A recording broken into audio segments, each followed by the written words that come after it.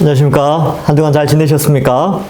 예, 오늘부터는 고린도전서 교재를 가지고 함께 공부하겠습니다. 아직 교재를 받아가지 못하신 분들은 교회에 오시면 이제 토요일 낮이나 주일 날 교재를 받아 보실 수 있습니다.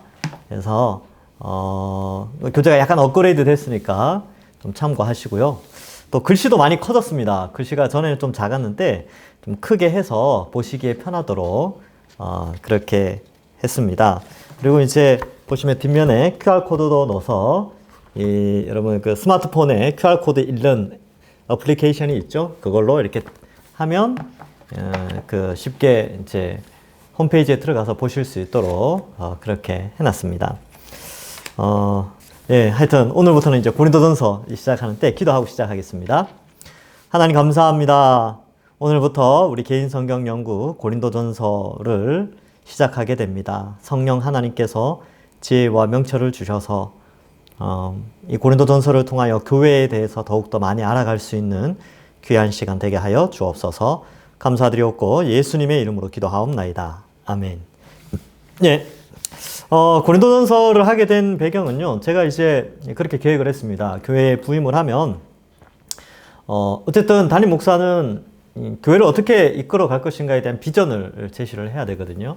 근데, 저 개인의 비전이 아니고, 어쨌든 저는 성경에서 교회를 어떻게 설명하는가를 가르쳐 줄 의무가 있는 것이죠. 그래서, 일반적으로 에베소서와 고린도전서, 사도행전, 뭐 이제 요한계시록도 마찬가지지만 이 교회론에 대해서 교회가 무엇인가에 대해서 잘 설명해주는 이 성경책입니다. 그래서 이제 에베소서 했으니까 이제 고린도전서 하고요.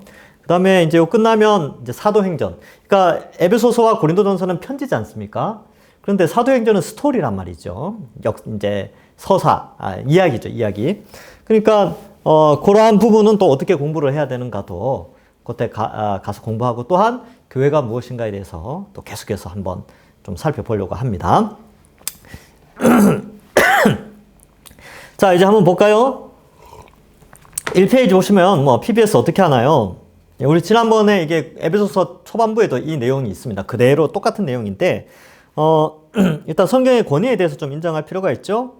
하나님의 사람은 하나님의 말씀으로 온전해진다. 이렇게 됐고, 두 번째, 성도는 더욱 말씀의 사람이 되어야 된다. 뭐 이제 대충 이렇게 하고 넘어갑니다.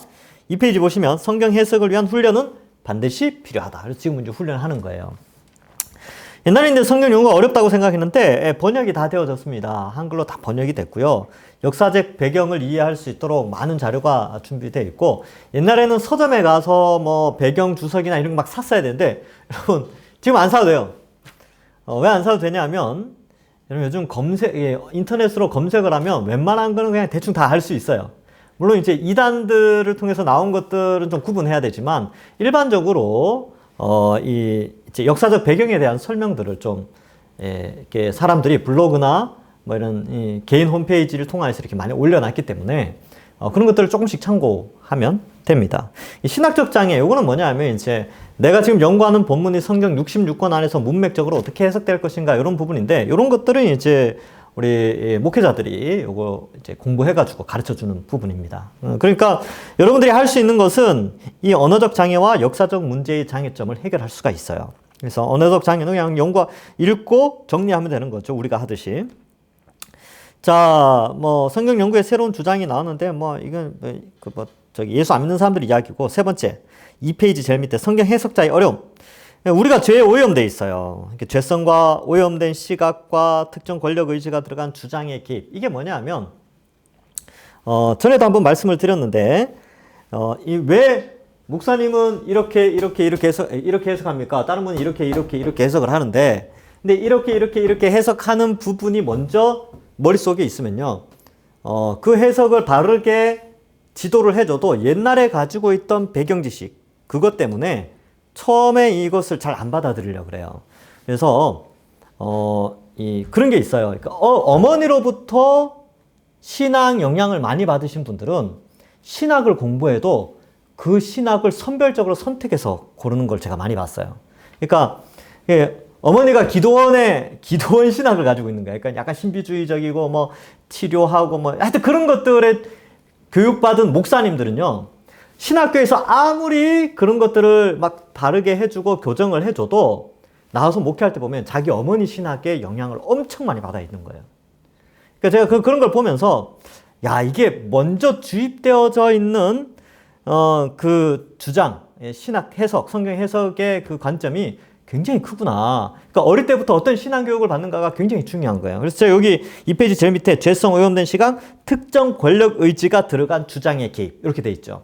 그래서 신비주의 쪽이나 특별히 이제 우리 같은 경우는 이제 대한예수교 장로회 합동교단인데 아주 보수적인 전통적인 성경 해석법을 따라요. 근데 뭐 순복음 쪽이나 성결교단 쪽이나 뭐 구세군이나 뭐 이런 쪽에서 오신 분들이 이제 오면 약간 어려워하시는 분들이 있어요. 왜냐하면 그동안 그러한 어릴 때부터 그런 교육을 받아왔기 때문에. 그리고 자기 어머니나 아버지에 의해서 신앙 교육을 받은 사람들은 옛날 이제 전통적인 성경 해석법을 딱 이야기했을 때 상당히 힘들어하는 걸 좀 많이 봤습니다. 근데 어떻게 하겠습니까? 자신의 경험이나 어떤 누군가의 주장에 의해서 신학이 형성되어 있는 것은 수정해야 됩니다. 성경의 원리, 전통적인 원리, 또 성경 해석의 원리죠. 역사적, 이렇게 문법적, 역사적, 신학적 해석에 의해서 성경을 연구하는 훈련이 되어져야 되고, 자신이 그동안 쌓아왔던 신학을 수정할 수 있는 그런 게 굉장히 필요합니다. 저도 많이 고쳤어요. 저도 이제 어떤 어릴 때부터 교육받아 온 게 있겠죠. 어머니로부터 교육받아 온 거, 뭐 이렇게 주변 사람들로부터 교육받아 온 게 있을 텐데, 나중에 신학교 가서 공부를 해보니까 옛날에 제가 있던 모교회 목사님이 하신 말이 맞은 거예요. 그러니까 옛날에 이제 내가 목사님하고도 막 대치하고, 목사님, 저는 이렇게 생각합니다. 그러면 막 혼도 나고 그랬거든요. 근데 나중에 제대로 된 공부를 하고 나니까 옛날에 하셨던 목사님 말씀이 다 맞는 거예요. 그러니까 그분은 아주 보수적이고 하여튼 신학책을 아주 열심히 탐독하시는 분이었는데, 저는 답답했죠. 답답했어요. 아이, 목사님 이렇게 막 오늘날 막 이렇게 하려면 이렇게도 하고 막 이렇게 해. 근데 나중에 알고 보니까 그분 해석이 맞는 거예요. 제가 생각했던 것은 약간 신비주의 쪽, 옛날에. 20대 초반에 뭐 알겠습니까? 그죠? 네. 뭐 그랬던 기억이 있습니다. 근데 여러분들도 마찬가지예요. 혹시 성경을 연구하면서 수정될 부분이 있으면 수정하셔야 돼요. 저를 믿고 따라오셔야 됩니다. 예, 그게 중요한 거예요. 자, 3페이지. 성경 이해의 가능성.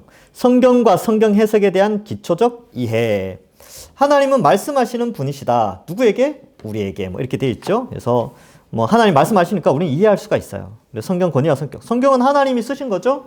그러니까 인간 저자를 통해서 쓰셨지만 하나님의 권위가 있기 때문에 귀하게 여겨야 되고, 뭐 여기 밑에 장애 극복을 위해서 어떻게 합니까? 언어 장애, 역사적 장애, 신학적 장애, 이거 뭐 우리 지금 다 해결 가능한 거고요. 신적 저자인 성령의 역사하심을 믿어야 되죠. 성령의 내적 증거. 그러니까 믿게 하신다. 그거 중요합니다. 4페이지 위에서 6번째 줄을 보세요. 성령의 내적 증거. 성령은 성경이 진정으로 하나님의 말씀으로 믿게 하신다.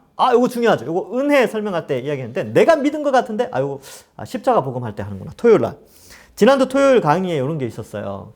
그러니까 내가 믿은 걸로 여겨지는데 사실은 성령이 내 속에 오셔서 믿게 하신 거예요. 네. 자, 그래서 성령의 조명, 뭐 성화 이렇게 되는데, 그 밑에 그림 있죠. 4페이지 제일 밑에 그림을 요걸 설명 좀 하고 넘어가겠습니다. 목사님 왜 고린도전서 바로 안 넘어갑니까?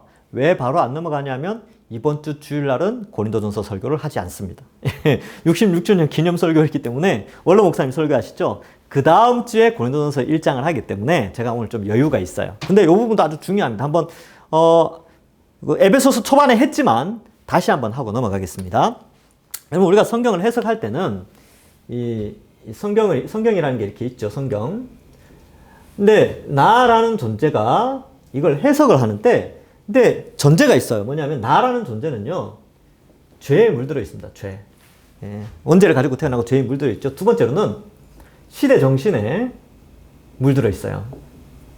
그 시대가 어떠한 시대 정신을 가지고 있느냐. 그러니까 뭐 요즘 같은 경우는 이제 자본주의나 물질 만능주의, 아니면 뭐 민주주의도 마찬가지죠. 원래 성경은 하나님 왕국, 왕정에 의해서 왕정 시스템에 익숙한 사람들이 성경을 읽으면 상당히 메시지가 강하게 다가오는데, 민주주의 사회에서 성경을 읽으면요, 선택적 순종을 합니다. 왜냐하면 자기에게 주권이 있다고 생각하기 때문에 그런 경우가 많아요. 그래서 성도들의 신앙이 왕정 시대 때 신앙의 성경 이해 개념과 민주주의 시대 때의 성경을 이해하는 개념이 상당히 차이가 있어요. 네. 그래서 이 시대 정신, 뭐 물질, 숭배 이런 거 있죠. 그다음에 이미 죄에 물들어 있어요. 육체와 마음과 육체의 소욕대로 살아가는 존재거든요. 그러니까 이러한 것에 물들어 있으니까 이걸 이렇게 해석을 해 가는데 한계가 있는 거예요. 한계가. 제대로 해석을 못 하는 거죠. 왜? 여기에 물들어 있으니까 이해가 안 되고 또한 순종하기도 힘든 거죠. 그런데 놀라운 것은 이런 나라는 존재를 하나님이 선택하셔서 성령을 보내어 주십니다. 그러면 성령을 딱 보내어 주시면 어떻게 되냐면 이게 죄와 시대 정신에 의하여서 물들어서 성경을 완전히 다 이해할 수는 없는데 성령의 도우심으로 어느 정도 이해가 되어져요. 이해를 하도록 누가 도우시냐면 성령이 또한 도우시는 거죠. 그래서 믿게 하시는 건데 이걸 뭐라고 그러냐면 성령의 조명이라 그래요. 일루미네이션. 빛을 비추다 이런 뜻인데 성령의 조명. 성령의 아주 중요한 사역이에요. 그래서 이해가 되어집니다. 어느 정도 예를 들어서 수치적으로 한번 생각해볼까요? 한 20% 이해되어진다. 그러면 이해가 진짜로 되었다면 반응이 일어납니다. 왜냐하면 이해가 되었다는 것은 나라는 존재의 지성을 자극해서 가치관이 형성됐다는 거거든요. 그러면 20% 이해된 만큼 20%의 어떠한 순종 결과, 즉 적용점이 등장하게 됩니다. 그래서 이거를 성경을 이해하면 순종을 하게 돼요. 순종. 근데 순종의 정도가 깊지 않습니다. 왜냐하면 이해의 정도가 깊지 않기 때문에 순종의 정도도 깊지 않아요. 그래서 20% 이해한 만큼 순종을 하게 되는데 이 순종도 내 의지로 되느냐? 그렇지 않다니까요. 이때 순종을 도우시는 분이 있는데 그분이 성령 하나님입니다. 역시. 이걸 성령의 성화의 사역이라고 합니다. 성령이 우리를 거룩하게 하시는 거죠. 그래서 여러분 성령 운동한다. 요즘 이제 성령 운동 이런 거 많이 이야기하는데 이 고린도전서 할 때도 좀 이야기할 거예요. 그 뒷부분에 가면 은사 문제가 나오는데 성령 운동 그러면 뭔가 신비한 거, 뭔가 체험하고 짜릿하고 막 눈물 흘리고 이런 걸로 자꾸 생각하는데 성령 운동, 성령의 사역은요. 성령의 조명과 성화의 사역이 주된 사역입니다. 이것이 일어나는 교회가 성령 운동이 일어나는 교회예요. 놀랍죠? 우리 자꾸 성령 뭔가 신비한 짜릿한 체험, 환상 이런 걸로 자꾸 생각하는데 아니요. 굉장히 지성과 의지를 강조하는 전인격적 변화, 그러니까 지정의잖아요. 이제 지성과 의지를 바꿔서 지성과 감정을 바꿔서 의지적으로 우리를 온전케 하는 것이 성령의 역사입니다. 그러니까 요 개념이 있고 그럼 자 봐봐요. 자 여기서 이제 20% 정도 이해됐습니까? 나라는 존재 어떻게 될까요?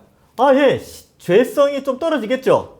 시대 정신이 물든 것이 좀 수정이 되어지겠죠. 깨끗하게. 그러면 죄성이 좀 떨어지고 타락한 시대 정신에서 조금 깨끗해져서 다시 성경을 딱 볼 때는 어떨까요? 이해력이 높아지죠. 한 30%. 그러면 순종하는 능력도 한 30%. 자, 이 성화의 역사. 이 순환고리가 계속되면서 우리는 어떻게 되느냐? 죄를 이겨나가고 시대 정신에 물들지 않고 의를 행하면서 거룩한 자로 살아가게 되는 것입니다. 그러면 이 거룩하게 살아가는 삶에 있어서 이 성경이라는 것은 없어서는 안 되죠. 이거는 기독교의 근간이요 중심이 됩니다. 그래서 하나님 중심, 교회 중심, 말씀 중심, 말씀 중심, 하나님 중심, 교회 중심, 다 순서는 다 똑같습니다. 어쨌든 이 성경이 중심에 있는 것이죠. 그러니까 우리가 이 PBS 개인 성경 연구를 하는 이유가 여기에 있어요. 우리가 진짜 신앙인으로 살아가고 있는가? 그리고 우리 신앙의 성숙을 위해서 하는 것이죠. 자, 그런 의미가 있습니다. 그래서 그 밑에 4페이지 제일 밑에 의미가 그런 것이죠. 케빈 벤 후저라는 사람이 있습니다. 이 텍스트에 의미가 있는가라는 아주 탁월한 전 세계적으로 아주 유명한 성경 해석학 책이에요. 근데 이 책이 두꺼워서 여러분들한테 소개시켜 주기는 좀 그렇고 거기에 보면 이 케빈 벤 후저라는 사람이 해석의 덕목, 해석은 이렇게 하는 게 좋다라고 이제 4가지 간단하게 했는데, 정직해야 된다. 연구자 자신이 이미 내재 있는 신념, 습관, 욕구, 선의의 등이 성경 말씀 이해를 방해할 수 있음을 인정해야 돼요. 그러니까 여러분들 머릿속에 이미 과거에 잘못된 성경 해석학적 지식이 들어가 있으면 성경을 제대로 해석할 수 없다는 거예요. 그러니까 그걸 수정해주고 교정해주는 게 제 역할입니다. 그래서 겸손해야 돼요. 겸손하셔야 됩니다. 저도 마찬가지예요. 저도 아직 무식하고 저도 아직 더 배워야 됩니다. 더 많이 배워야 되겠죠. 그래서 저도 끊임없이 배우려고 노력하고, 하여튼 그래요. 그리고 또 옛날에 열심히 하던 것도 하고. 여러분, 양육과정 그 홈페이지 들어가면 양육과정 쭉 나와 있죠? 그거 옛날에 한 거라 가지고 저 다시 해야 돼요. 그리고 옛날에 그 강의들을 한 적이 있는데, 그때 놓쳤던 것들을 또 공부하면서 이제 되는 것이죠. 개방성, 다른 이의 해석과 적용에 귀를 기울이고 마음을 연다. 이게 뭐냐면, 이런 거죠. 나의 생각, 내 경험에 의해서 쌓여진 지식이 전부가 아니라는 걸 인정해야 됩니다. 더 넓은 성경의 깊이가 있기 때문에, 그쪽은 열려 있어야 돼요. 물론 이단적 지식은 들어가면 안 되겠지만, 우리 믿음의 선배들이 더 깊이 있게 연구한 것들이 많이 있어요. 그런 것들에 있어서 우리 좀 이런 게 있구나. 이렇게 이해하시면 되는 거죠. 여러분, 설교 말씀 들을 때 어떻습니까? 옛날에 그냥 성경 통독하면서 읽다가 지금 이제 제가 이제 설교를 하지 않습니까? 성경을 할 때 어떻습니까? 와, 내가 몰랐던 건데 이런 의미가 있었구나. 뭐 이런 적 좀 있지 않습니까? 그죠? 그게 뭐냐 하면 이 개방성이 있다는 거예요. 내가 가지고 있던 성경 지식보다 더 깊은 무언가가 하나님이 준비해 놓은 게 있구나. 이런 개방성이 필요하다는 것이죠. 그래서 뭐 저 같은 경우는 다른 사람의 듣는 거가 별로 없기 때문에 이제 책을 많이 참고하잖아요. 그래서 믿음의 선배들의 책들을 보면서 우와, 내가 몰랐던 부분이 여기에 담겨져 있구나. 이렇게 해석을 해놨구나. 그러면서 저는 이제 이 개방성에 대해서 상당히 열어놓은 편입니다. 집중해야 되겠죠. 집중성, 순종해야 되죠. 그래서 오염된 자기가 해석을 오염시킨다. 그러나 깨달은 자가 다시 성경을 보므로 해석은 교정되어진다. 이런 의미예요. 해석이 계속 교정되어지는 거죠. 기납법적 성경 연구, 뭐 관찰, 해석, 적용, 뭐 그런 거고, 자세히 읽으면 어떤 일이 벌어지냐면 두 가지 반응이 일어납니다. 아는 것이 생기고 모르는 것이 생겨요. 별거 아니죠. 예. 성경 읽으면 아는 게 생기고 모르는 게 생겨요. 그래서 아는 것을 체계적으로 정리하는 것과 모르는 것을 질문해서 알아내는 방법이 이 성경 해석이에요. 그래서 여러분, 문단 나누기 이런 거 있잖아요. 이런 거는 문단에 제목 붙이는 것은 아는 것을 정리하는 겁니다. 예. 그리고 메인 아이디어, 이거 문단 요약하는 것도 아는 것 정리하는 거고, 뭐 그런 거예요. 그래서 그 밑에 표 보면 6페이지 표에 나오죠. 아는 것, 모르는 것 이렇게 탁탁탁탁 해가지고 정리한다. 자, 실습. 그 밑에 실습 나왔죠? 고린도전서 1장 1절부터 3절에서 아는 것을 말해봅시다. 요거는 이제 실제로 뒤에 나오게 되지요. 자, 어쨌든 이렇고, 오늘은 배경하고 뒤에 약간 한번 해볼까요? 자, 고린도전서 이제 들어갑니다. 배경. 7페이지입니다. 한번 보세요. 고린도 수신자, 저자는 바울이에요. 바울이 에베소에서 고린도 교회에 보낸 편지. 그럼 여러분, 이 개념이 좀 잘 없어요. 왜냐하면 우리는 이쪽 지역에 살고 있지 않거든요. 그러니까 이쪽 지역을 좀 우리가 알 필요가 있는데, 그림을 좀 참고할게요. 요거를 지도를 좀 넣었으면 좋을 뻔했는데 제가 잊어버렸습니다. 자, 지도를 좀 예쁘진 않아요.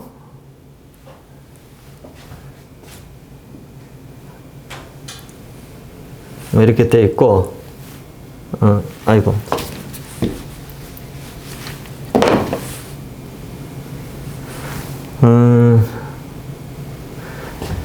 저기 크레타 섬입니다. 크레타 섬 알죠? 그레데 섬, 그레데 섬이 있고, 여기 섬이 엄청 많아요. 우리 서해, 남해 쪽 섬처럼 여기 섬이 엄청 많습니다. 근데 그 중에 하나가 여기 이제 반모섬이라고 있어요. 반모섬. 아시죠? 요한, 사도 요한이 이제 유배했는데, 그 반모섬으로 제일 가까운 데 여기 에베소. 에베소죠. 이쪽으로 가면 구브로 섬이 있고, 뭐 이쪽이 이제 예루살렘 쪽이죠. 그죠? 자, 그 다음에 여기가 마게도니아 지역, 여기가 아가야 지역입니다. 그래서 여기가 아가야. 이름 예쁘죠? 아가야. 아가야, 예, 아가야. 아가야 지역.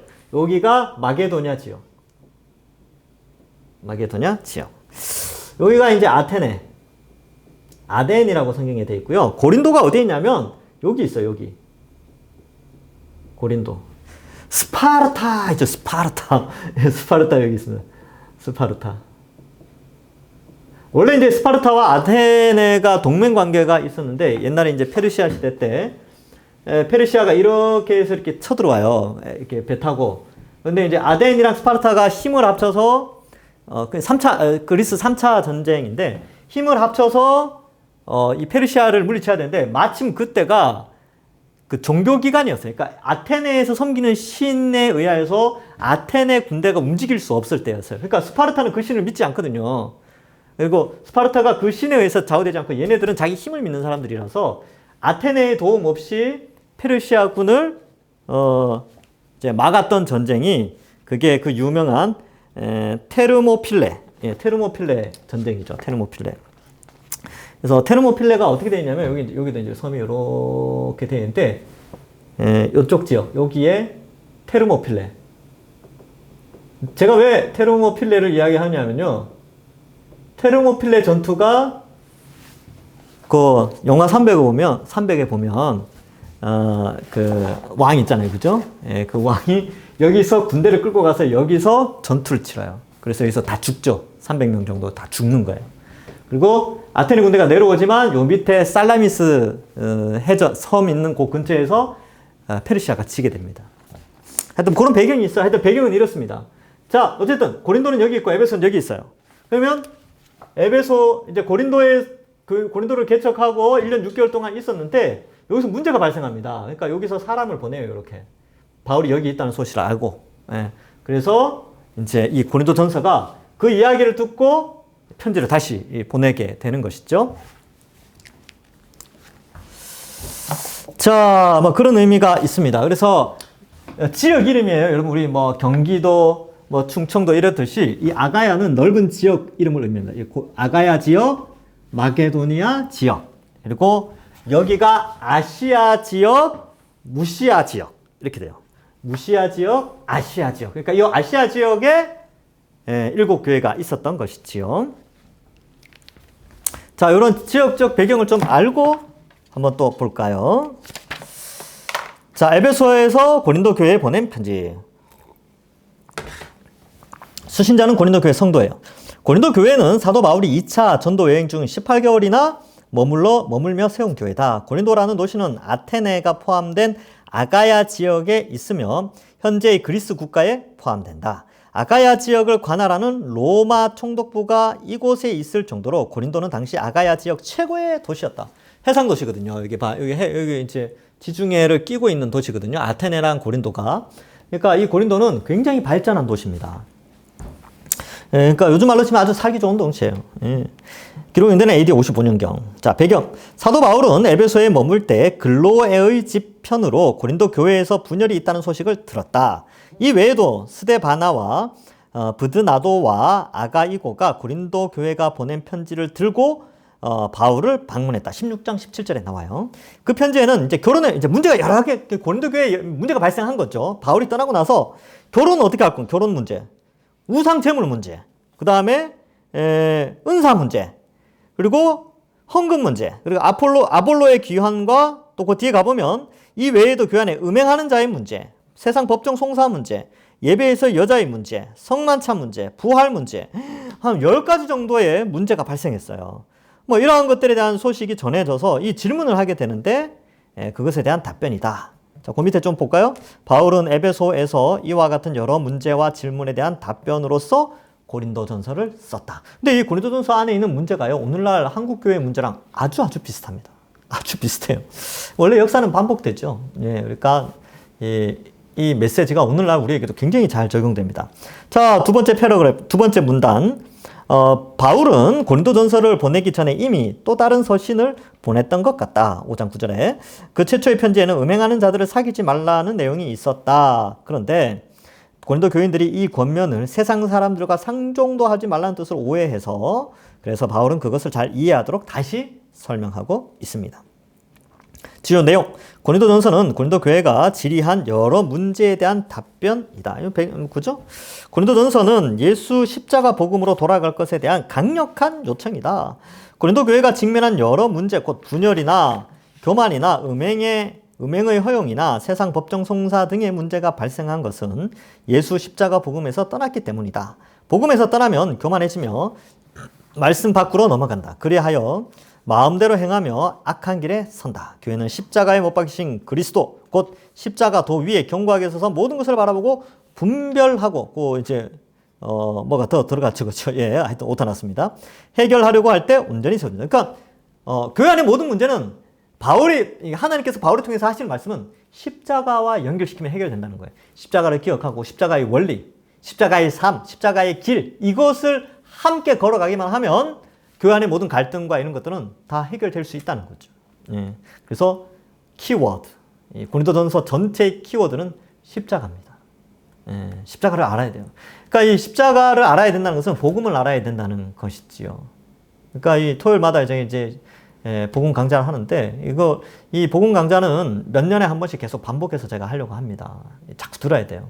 그래서 제가 실제로 전에 있던 교회에서는 이걸 한 3번 정도 강의했는데 3번 다 들은 청년이 있어요. 특이한 청년이었죠. 그 친구 3번을 듣더라고. 한 2년에 한 번씩 했거든요. 근데 계속 들었어요. 기특하더라고. 자, 3번. 고린도 전서는 교회가 그리스도 안에서 한 몸이요 거룩한 하나님의 전임을 강조한다.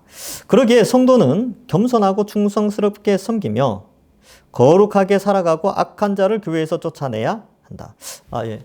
제가 말 잠깐 실수한 것 같은데 3번이 아니고 2번이었던 것 같네요. 기가 2번이었나 3번. 십자가 강의를 하여튼 그랬던 것 같아요. 예, 어쨌든 여기서 어쨌든 교회는 거룩하게 또 겸손해야 되고 뭐 그렇게 되죠. 교회는 한 몸이죠. 많은 지체이기에 한 마음으로 한 주를 섬기고 다양한 은사로 서로를 섬겨야 한다. 중요한 것은 사랑이다. 뭐 여기 이제 은사 문제에 있어서 이런 것들을 좀 다루고 있습니다. 뭐 예, 이런 서론을 좀 다른 책에서 좀 참고를 했고요. 자, 그렇다면 이제 본문에 들어가 보겠습니다. 지난번 교재와 달리 이번 교재에는 표준 세번역이 추가되어 있고요. 영어 성경 NIV가 추가되어져 있습니다. 그냥 참고하세요. 예, 이렇게 되어 있구나 라는 걸 알 수 있고 12페이지 한번 볼까요? 12페이지. 자, 오늘은 뭐 이제 첫째 날이기도 하고 서론을 좀 길게 했으니까 좀 짧게 3절까지만 함께 좀 해보겠습니다. 이 문단 나누기 제목 붙이는 거 3절까지만 할게요. 자, 한번 가정에 계신 분들도 소리 내어서 아니면 한번 눈으로 잘 따라와 보세요. 같이 읽겠습니다. 하나님의 뜻을 따라 그리스도 예수의 사도로 부르심을 받은 바울과 형제 소스데네는 고린도에 있는 하나님의 교회 곧 그리스도 예수 안에서 거룩하여지고 성도라 부르심을 받은 자들과 또 각처에서 우리 주 곧 그들과 우리의 주 대신 예수 그리스도의 이름을 부르는 모든 자들에게 하나님 우리 아버지와 주 예수 그리스도로부터 은혜와 평강이 있기를 원하노라 이렇게 기록하고 있습니다. 그래서 이제 이해가 됐나요? 지금 대충 발신자가 누구라고요? 예, 이제 에베소에 있는 이 바울이죠. 근데 바울과 형제 소스데네가 나오죠, 그죠? 그래서 바울과 소스데네는 수신자가 누구예요? 고린도에 있는 성도죠. 고린도에 있는 하나님의 교회, 곧 그리스도 예수 안에서 거룩하여지고 성도라 부르심을 받은 자들, 그죠? 그리고 고린도에 있는 성도들과 또 그 다음에 또 각처에서 우리 주 곧 그들과 우리 주 대신 예수 그리스도의 이름을 부르는 모든 자들, 모든 성도들, 고린도 성도와 모든 성도들이에요. 그리고 이제 그들에게 어떻게 해요? 은혜와 평강이 있기를 원한다. 이렇게 첫 문단을 기록하고 있습니다. 그러면 지금 문단 나누기를 제가 해놨죠. 1절부터 3절 문단을 나누어 놨죠. 제목은 안 붙였지만. 그래서 1절부터 3절에 제목을 한번 붙여봅시다. 1절부터 3절의 제목. 자, 1절부터 3절. 그러면 제가 이제 제목을 붙일 때 원리가 있다 그랬죠. 동사를 먼저 찾아야 된다. 동사는 서술형 동사와 명령형 동사로 주로 기록되어 있죠.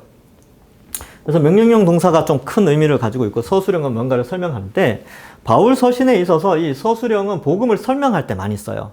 근데 명령형은 그 복음을 이해하고 어떻게 살 것인가 말할 때 명령형을 쓰고 있습니다. 근데 오늘 본문에서는 다 서술형에 가깝죠, 그죠? 그래서 뭐 그렇게 하면 돼요. 주어를 어떻게 잡을까요? 주어는 바울과 소스데네는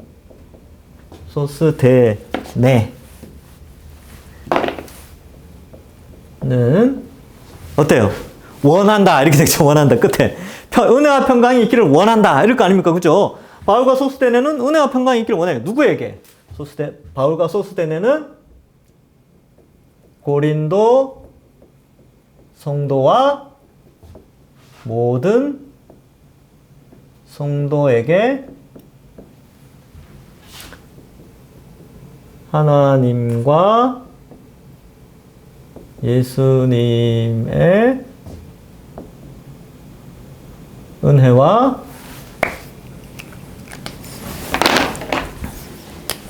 평강이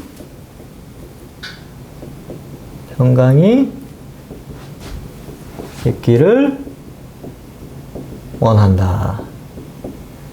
맞죠? 예, 1절부터 3절. 그래서 이게 이제 주어고, 원한다. 이게 동사죠. 그러니까 앞에 나오는 것들이 뭐 목적어, 목적 보어, 뭐 이렇게 그죠? 서술형 뭐 이렇게 하여튼 그런 문법적인 용어들을 쓰죠. 그러니까, 바울과 소스대네는 고린도 성도와 모든 성도에게 하나님과 예수님의 은혜와 평강이 있기를 원한다. 근데 뭐 예수님이라고는 안 되고 예수 그리스도 뭐 이렇게 돼 있죠. 그죠? 간단하게 요약해서 제가 이렇게 썼습니다. 그래서 보통 서신서 앞부분은 인사말로 이렇게 하는 겁니다. 여러분 기억나십니까? 초등학교 때, 아니 혹은 국민학교 때, 여러분들 국민학교 혹은 초등학교 때 편지 쓰는 법을 배워요. 그래서 앞부분에 인사말, 끝부분에 맺은말 이렇게 해서 인사말은 뭐 어떻게 쓰라, 뭐 친애하는, 아니면 사랑하는 누구누구야, 수신자를 쓴다는 거예요. 네, 그죠? 근데 2000년 전에 편지를 쓰는 방식이 있었어요. 뭐예요? 발신자와 수신자를 밝히고 축복하는, 요게 인사말의 형태로 되어져 있었다는 것이죠. 그래서 요 형태를 갖추고 있는 거죠. 근데 사실 이건 그냥 넘어가서는 안 돼요. 여기에서도 우리가 알 수 있는 것들이 꽤 많이 있습니다. 그래서 이렇게 제목을 붙이고요. 4절부터 9절까지. 자, 4절부터 9절까지는 다음 주에 할 건데, 여기에는 서술형, 명령형이 없죠. 서술형 동사가 많아요. 그래서, 이제 제목을 붙이실 때, 제가 힌트 드리는 거예요. 주어를 어떻게 잡을 것인가? 주어. 그래서 바울은, 뭐, 너희는, 우리는 이렇게 잡을 것인가? 그죠? 근데 보통 이제 뭐, 바울은 이렇게 하는 게 낫겠네요. 바울은 뭐 어떻게 하기, 뭐 어떤 분이 뭐 이렇게 설명한다. 뭐 이렇게 하나님은 미쁘시다. 하나님은 미쁘시다. 뭐 이렇게 서술형 동사로 하든지. 하여튼 이거 한번 제목을 한번 좀 붙여보세요. 4절부터 9절은 좀 어렵습니다. 그래서 다음 주에 저랑 같이 해 보도록 하겠습니다. 오늘은 예. 여기까지 하죠, 뭐. 그리고 다음 주에 1절부터 3절 복습도 요 밑에 내용을 다루면서 한번 해보겠습니다. 왜 이렇게 짧게 끝나냐고 궁금하시죠? 예. 오늘은 이제 고린도전서 첫 시간이니까 좀 짧게 이렇게 하고, 다음 주에 4절부터 17절까지를 하고, 그 다음 주 하고, 그 다음 주 주일 설교가 요 본문이에요. 아시겠죠? 그러니까 재밌겠죠? 그러니까 미리 개인 성경 연구를 좀 하고 주일날 설교를 들으면 어떨까요? 더 재밌지 않을까요? 더 집중되지 않을까, 이런 생각을 해봅니다. 제가 이렇게 해보니까 훨씬 좋은 것 같아요. 예. 그래서 이제 다음 주에 4절 이하로 하고, 혹시 관심 있는 분들은 요 강의가 딱 마치자, 영상이 끝나자마자 뒷부분을 한번 예습을 해보시면 좋겠습니다. 예, 오늘은 여기까지 하겠습니다. 기도하고 마치겠습니다. 하나님 감사합니다. 저희를 택하여 구원하여 주시고 하나님의 은혜 가운데 살아갈 수 있도록 축복하시니 감사합니다. 하나님, 이제 고린도전서를 공부하기 시작하고, 또 이제 공부하고 설교도 듣고 하면서 우리가 어떤 교회를 꿈꾸며 앞으로 이 동산교회를 세워가야 될지 깨닫게 하시고, 또 그동안 저나 우리 모든 성도들이 잘 알지 못했던 부분들 다시 한번 명확하게 인식하고, 예수 그리스도의 십자가의 복음이 얼마나 중요한 것인가를 다시 한번 깨닫고 은혜 받는 귀한 시간들 될 수 있도록 축복하여 주옵소서. 감사하고 이번 한 주간도 지키시고 선하신 길로 인도하여 주실 줄 믿사오며 예수님의 이름으로 기도하옵나이다. 아멘. 수고하셨습니다.